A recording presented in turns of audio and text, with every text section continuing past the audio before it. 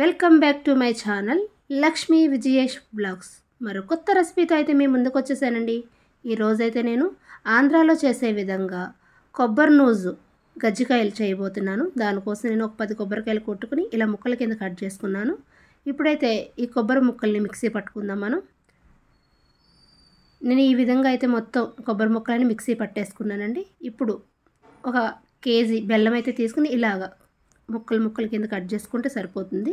ఒక మందపాటి గిన్నె తీసుకుని అందులో ఈ కేజీ బెల్లం కూడా వేసేసుకుందాము. మందంగా లేకపోతే మాడిపోతుందండి. అలాగే ఇక్కడ మీకు చూపిస్తున్న గ్లాస్తో ఒక 2 గ్లాసుల వాటర్ అయితే సరిపోతుంది. మనం బెల్లం అనేది కరగడానికి మాత్రమే. మూత పెట్టేసుకుందాం. ఇదిగోండి మనకు బెల్లం అయితే కరిగిపోయింది.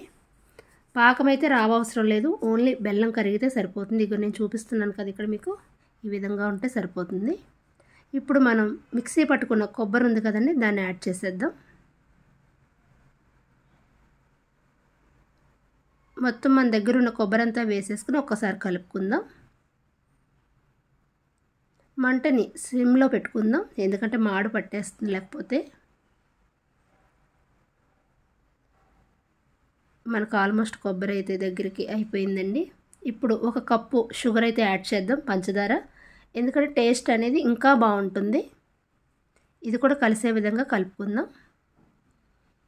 ఒక 10 మినిట్స్లో మనకైతే కొబ్బరి నూజు రెడీ అయిపోతుందండి. ఇది కొబ్బరి నూజు అయితే రెడీ అయిపోయింది. ఇప్పుడు ఈ కొబ్బరి నూజుని చల్లార్చుకుందాం మనం. చల్లారిన తర్వాత ఇలాచీ పౌడర్ వేసేసుకుందాం మనం అందులో. ఇది పక్కన పెట్టేసుకుని మనం ఇప్పుడు మైదా అయితే కలిపేసుకుందామండి. కేజీన్నర మైదా తీసుకున్నాను. సాల్ట్ చూపిస్తున్నాను కదా, అంత సరిపోతుంది. ఆయిల్ అయితే నేను ఒక 100 గ్రామ్స్ బాగా మరిగించుకుని ఇందులో కలుపుతున్నాను. ఎందుకంటే మనకి చాలా స్మూత్గా అవుతుంది పిండి. అప్పుడు గజ్జికాయలు అనేవి చాలా బాగా వస్తాయి అన్నమాట. కేజీ బెల్లానికి కేజీన్నర మైదా తీసుకున్నాను నేను.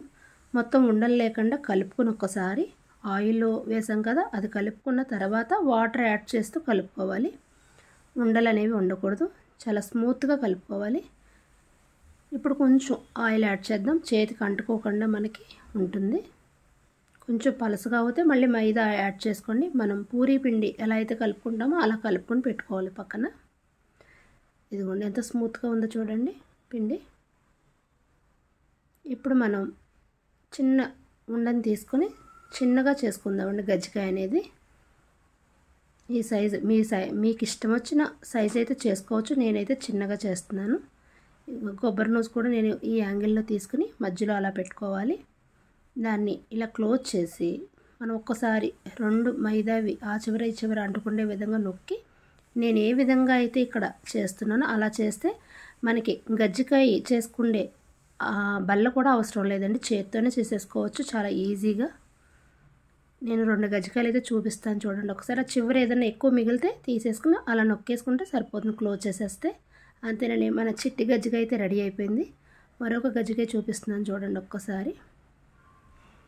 ఈ ఫోల్డింగ్ అనేది మనకు వస్తే ఎంతో ఈజీగా చేసేసుకోవచ్చండి. 1-2 సార్లు మనం చపాతీ కానీ పూరి చేస్తున్నప్పుడు ఇలా ట్రై చేస్తే మనకి గజ్జికాయ ఎలా చేయాలనేది అర్థమైపోతుంది.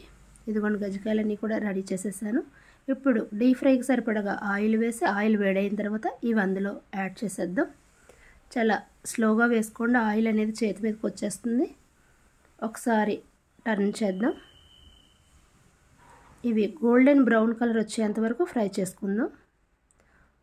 మనం గజ్జికాయ చేసేటప్పుడు ఓపెన్ అయితే ఉండకూడదండి. ఓపెన్ ఉంటే మనకి గజ్జికాయలో లోపల ఉన్న న్యూస్ అంతా కిందకు వచ్చేస్తుంది. ఏమైనా హోల్ పడితే మట్టుకి దాన్ని పక్కన పెట్టేసుకోండి. మనకి గజ్జికాయలు అయితే రెడీ అయిపోయినాయండి. ఇంకొకసారి నేను వేస్తున్నాను. అలా మన దగ్గర ఉన్న గజ్జికాయలన్నీ కూడా అలా ఫ్రై చేసేసుకోవడమే. అంతేనండి, చాలా ఈజీగా కూడా మనం ఇంట్లో గజ్జికాయలు అనేవి రెడీ చేసేసుకోవచ్చండి. మన దగ్గరున్న గజ్జికాయలన్నీ కూడా ఫ్రై చేసేసుకున్నాను. మన గజ్జికాయలు అయితే రెడీ అయిపోయినాయండి. ఒక్కసారి ఒకటి తీసి ఓపెన్ చేసి చూద్దాం. అదిగోండి లోపల మన స్టఫింగ్ అలా ఉంది. క్రిస్పీగా చాలా అంటే చాలా బాగున్నాయండి.